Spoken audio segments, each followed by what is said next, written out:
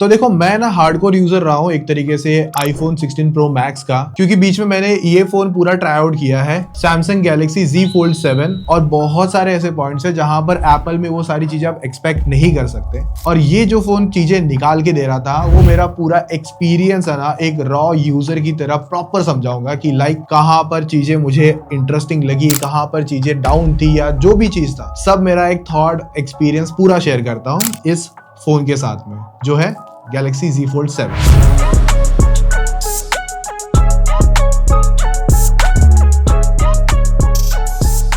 तो सबसे पहले तो देखो ये फोन नॉर्मल नहीं है, अगर आप डिजाइन स्टाइल देखोगे पूरा अलग लगता है। और इस बार जो इस फोन ने काम किया है, मतलब जो इसकी डिजाइन लुक हैंड फीलिंग वो काफी ज्यादा स्ट्रॉन्ग और मस्त कर दी है। और जो शिकायत थी फ्रंट फोन पे जो मतलब यूजेबल नहीं होता था जैसे फ्रंट स्क्रीन पर वो अभी वो पूरी स्क्रीन यूजेबल है। और सम टाइम तो मुझे ऐसा फील हुआ था कि मतलब मेरे पास फोल्ड फोन है बट मैंने उसको कभी कभार खोला भी नहीं था, क्योंकि याद आया अच्छा हाँ ये फोल्ड फोन है, खोलना भी है, यूज करता है, मल्टीटास्किंग वगैरह और बेटर हो सकती है। तो इस तरीके की यूजेबल स्क्रीन इस बार सैमसंग ने प्रोवाइड करी है। और ये स्क्रीन काफी ज्यादा इंटरेस्टिंग भी है मल्टीमीडिया कंटेंट वॉचिंग के लिए। इवन अगर आप अपना टेक्स्ट मैसेजिंग जो भी चीज हो सकता है ना, सब कुछ ये फ्रंट स्क्रीन से अच्छे से देखने मिलता है। और मैं कहूंगा एक अच्छी वन ऑफ द बेस्ट मैं कहूंगा डिस्प्ले जो हमको मिलती है, जैसे कि नेटफ्लिक्स पे मूवी वॉच कर रहा था मैं, तो वहां पर जो ब्राइटनेस, जो कलर्स, जो HDR का पिक है वो डेफिनेटली काफी एक इमर्सिव एक्सपीरियंस प्रोवाइड कर देता है। और जब ये सैमसंग ने फोन डिजाइन करा होगा तो ये जो कलर जिसने भी सिलेक्ट किया है भाई वो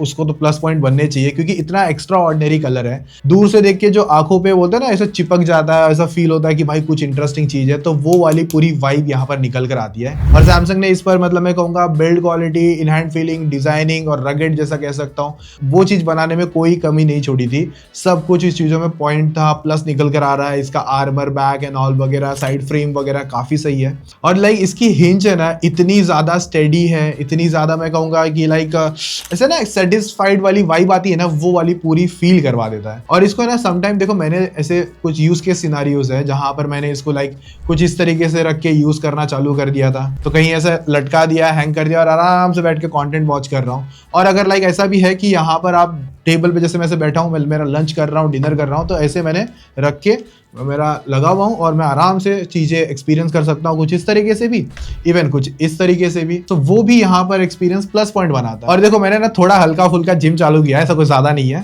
तो अब जब मैं दूसरे पुराने फोन लेके जाता था उसमें क्या होता था, जिम में जाके कहीं ऐसे कोने में रख देते हैं, लेकिन ये फोन मैं ऐसे नहीं रखता हूँ, मैं वहां जाके जानबूझ के पता नहीं क्यों ऐसे अंदर से वो एक होती है ना, इस तरीके से रखता हूँ हमेशा, पता नहीं क्यों, क्योंकि कुछ अलग ही दिखता है और लोग देखते हैं बोला अरे ये क्या चीज आ गई। तो बस ये आदत हो रखी है मेरी जानबूझ के ऐसे करने की। और देखो इसके साइड माउंटेड फिंगरप्रिंट सेंसर आता है, वो भी एकदम फास्ट रिस्पॉन्सिव है, सब चीजों में एकदम फटाफट खुलता है। और देखो जब ये फोन आया था ना इतना सही लग रहा था, मतलब ऐसा है कि एकदम पतला होके आया था। और जब आप फोन को खोल देते हो इस तरीके से तो भाई कुछ लेवल ही मैच नहीं हो सकता इस हिसाब से, इस तरीके का टेक यहाँ पर डेवलप हुआ है। बाकी जब आप खोल के फोन यूज करते हो तो यहाँ पर तो चीजें आपके पास बहुत एडवांस है। सम टाइम ऐसा सिनारियो होता है आप 3 गेम एक साथ खोल के यूज कर सकते हो, या फिर एक साथ आपने एक जगह गेम खोल लिया, एक जगह आपने ब्राउजर खोल रखा है, एक जगह यूट्यूब खोल रखा है, तो 3 चीजें एक ही साथ टास्क परफॉर्म करती हुई नजर आती है। देखो जब मैं वीडियो बनाता हूँ तो उन वीडियो पे जब अपना फीडबैक लेने जाता हूँ कि लोग ने क्या रिस्पॉन्स दिया है, तो मुझे यहाँ पर फ्रीडम क्या है, एक साइड में यूट्यूब चला सकता हूँ, नीचे कॉमेंट स्क्रॉल कर सकता हूँ,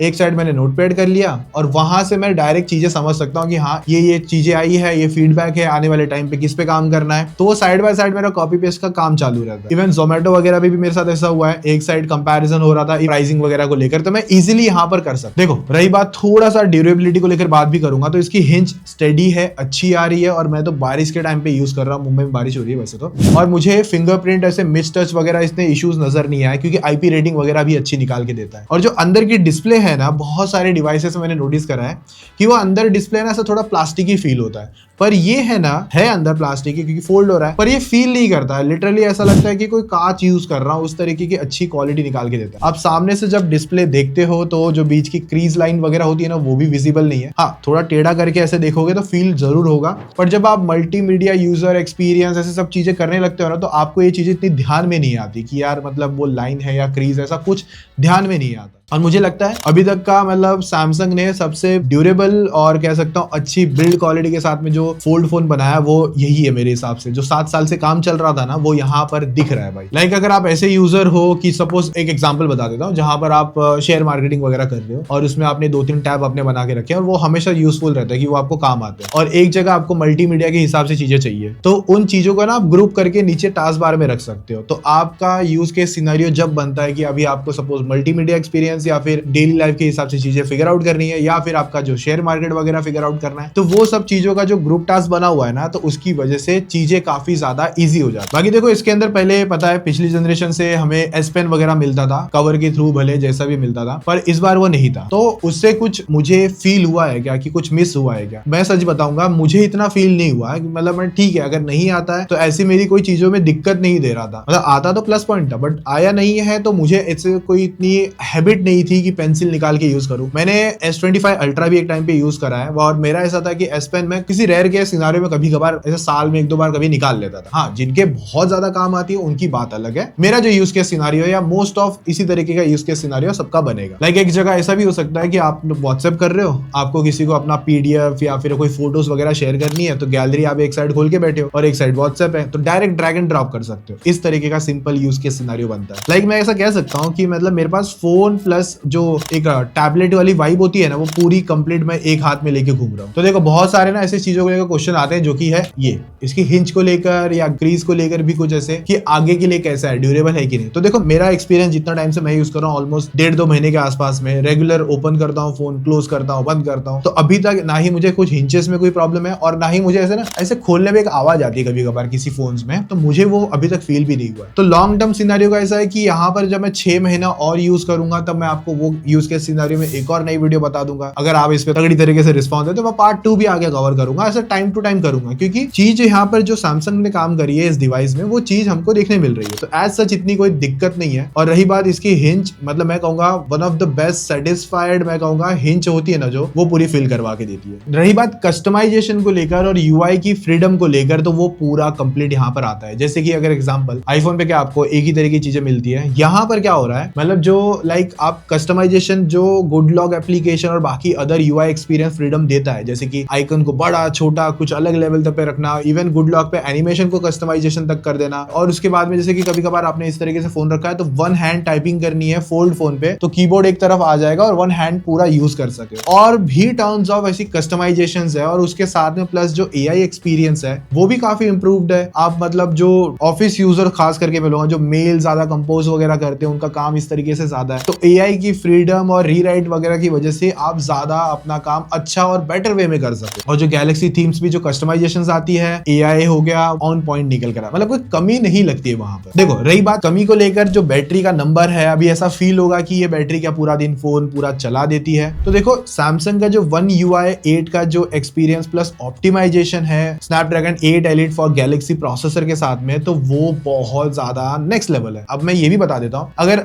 आप ये फोन यूज कर रहे हो जैसे कि मैंने यूज किया था, तो मुझे कभी कभार ऐसा हुआ कि मेरी जो बैटरी है पूरा एक दिन चल गई है, जितना मेरा यूज के सिनेरियो। और अगर जब हैवी यूजर है तो डेफिनेटली एक बार आपको चार्जर या 2 बार चार्जर के पास जाना पड़ सकता है, डिपेंड कितना हैवी यूज करते हो, गेमिंग वगैरह वाला सेगमेंट जो होता है। और वैसे हाँ, गेमिंग जब सेगमेंट की बात करोगे ना, तो मैंने इसकी जो इस तरीके से ज्यादा गेमिंग करी है, तो मैं यहाँ पर 4 फिंगर प्लेयर बन चुका हूँ एक तरीके से। तो यूजर एक्सपीरियंस इस फोन पर जो गेमिंग को लेकर है वो पॉजिटिव है, 120 हर्ट्ज वगैरह अच्छा है। ज्यादा गेमिंग कोई करेगा नहीं वैसे, बट अगर आप करते हो तो आपको एक्सपीरियंस प्लस ही आने वाले हैं, ऐसे कोई नेगेटिव थॉट नहीं होगा। और जो बैटरी की बात कर रहा था मैं, तो अगर आप नॉर्मल यूजर हो तो आपको ऑलमोस्ट एक दिन चल जाएगा, बट थोड़ा भी प्लस ऐसे जाते हो तो वहां पर एक बार बस लाइटली चार्ज करना पड़ सकता है, ताकि एंड तक वो डिपेंड करेगा सिनेरियो क्या है। बट ऑप्टिमाइजेशन की वजह से आपको बैटरी बैकअप नंबर कम होने के बावजूद भी अच्छा देखने मिलता है। और देखो रही बात कैमरा को लेकर, तो सैमसंग ने इस बार इन कैमरास पर एक नया सेटअप ऐड करा है, जो कि है 200 मेगापिक्सल का मेन कैमरा, जहां पर आपको बेटर फोटोज देखने मिलती है। मैं आपको थोड़ा सा सिनेरियो सिंपल में समझा देता हूं। अगर मैं बात करूंगा एक अच्छी लाइटिंग कंडीशंस पे, तो फोटो आउटपुट काफी ज्यादा इंटरेस्टिंग है। कभी कभार ऐसी कुछ सिनेरियोज है जहां पर आपको लाइटिंग कंडीशन चैलेंजिंग है, तो वहां पर भी आउटपुट बेटर आता है। बट कुछ ऐसी फोटोज है जहां पर आपको लगता है कि बेटर इंप्रूवमेंट्स हो सकती है। वैसे वो मुझे दिन ब दिन होती भी दिखी है। वैसे इसमें बहुत टाइम पे कुछ ना कुछ अपडेट रोल आउट होता रहता है। अभी जब मैं ये वीडियो शूट कर रहा था ना, इसके 2 दिन पहले 500 MB प्लस तक का एक अपडेट रोल आउट हुआ था, तो वहां पर कैमरा और ज्यादा इंप्रूव हो गया था लो लाइट सिनेरियोस वगैरह को लेकर। तो एज डिटेक्शन, पोर्ट्रेट्स वगैरह पे जो रिस्पॉन्स है वो भी अच्छा है। मतलब एक ऐसा यूजर जो लाइक कैमरा का नॉलेज रखता है और नहीं भी रखता है, और जब वो फोटोज देखेगा तो उसको रिस्पॉन्स अच्छा लगेगा, और इवन सेल्फी एक्सपीरियंस भी अच्छा है। जो कभी कभार अगर आपको फ्रंट कैमरा जो ये आता है इसकी सेल्फी पसंद नहीं आती है, तो फोन खोलो इस तरीके से और लाइक जो मेन कैमरा ही वही आपकी सेल्फी में कन्वर्ट हो जाएगा, और काफी ज्यादा डिटेल और वाइडर एंगल की सेल्फी आप कैप्चर कर सकते हो। और वीडियो सैंपल्स में आप 4K 60 और FPS वाला सीन होता है, जहां पर मैंने भी इस पे बहुत सारे फोटोज वीडियोस 4K 60 वगैरह में ट्राई आउट करे हैं, और वीडियोस काफी अच्छी आती है। डे लाइट लो लाइट में भी इवन बेटर रिजल्ट्स देखने मिल जाता है। और लाइक ऐसा एक टेक का मजा लेना चाहते हो ना, तो एग्जांपल आपने कहीं ऐसी जगह पे फोन को प्लेस कर दिया और आपको अपना या अपने पार्टनर या अपनी फैमिली ग्रुप के साथ में कुछ फोटो लेनी है, जाओ फ्रेम सेट करो, बस ऐसे हाथ दिखाना है, ऑटोमेटिक डिटेक्ट करेगा सॉफ्टवेयर और वहां पे आपकी फोटो कैप्चर हो जाए। देखो वैसे इसकी बाहर की जो स्क्रीन है यहाँ पर तो गेमिंग अच्छी होती है, क्योंकि ये भी यूजेबल डिस्प्ले हो चुकी है। और मैं ना 3 फिंगर प्लेयर था, तो जब से मैंने इस पे खेलना चालू किया है तो यहाँ पर मैं 4 फिंगर प्लेयर बन चुका हूँ, क्योंकि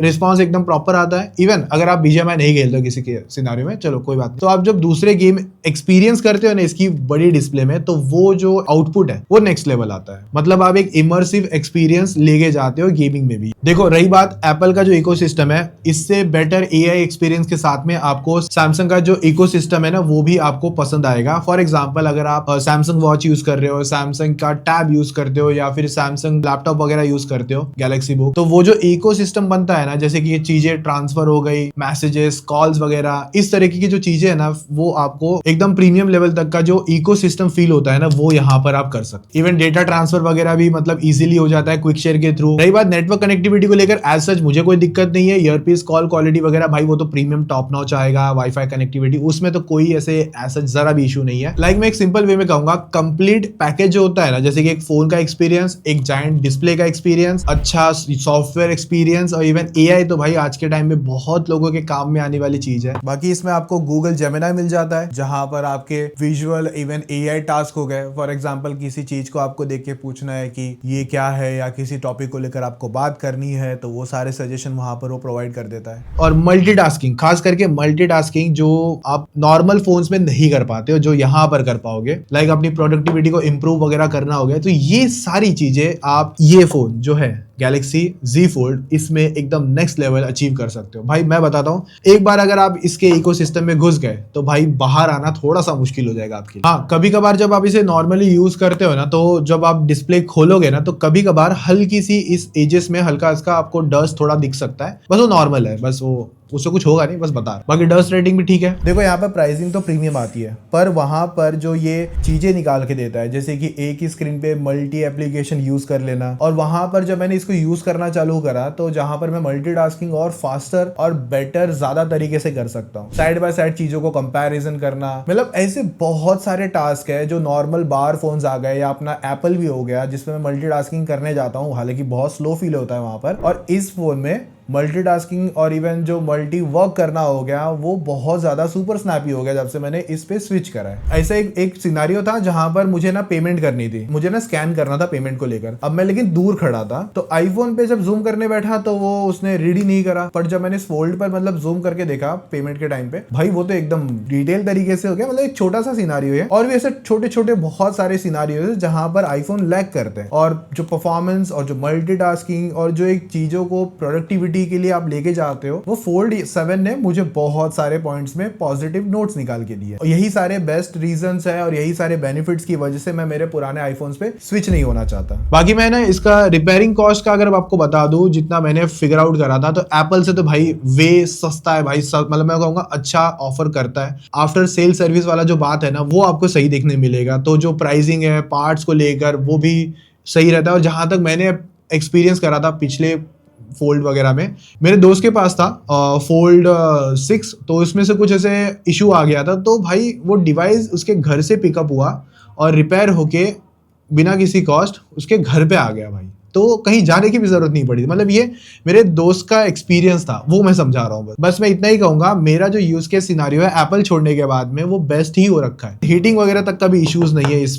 डिवाइस के अंदर। तो भाई ये मेरे थॉट्स थे जो मैंने यूज करने के बाद मुझे फील हुए, जो ऊपर नीचे जैसा भी था सैमसंग गैलेक्सी Z Fold 7 को लेकर। अगर आप लोगों के कुछ ऐसे थॉट एक्सपीरियंस कुछ है तो कमेंट में जरूर बताना, बात करते हैं। तो जरा जानते भी है कि क्या रहेगा आपका थॉट एक्सपीरियंस, हम भी बात करेंगे, तो कमेंट में आ जाओ। बाकी वीडियो अच्छी लगी है तो लाइक मार दो, इसी तरीके के तगड़े वीडियोस के लिए मस्त में सब्सक्राइब भी मार देना। मिलता रहूंगा इसी इंटरेस्टिंग वीडियोस के साथ में, तब तक मजे मारो, टेक केयर, बाय बाय।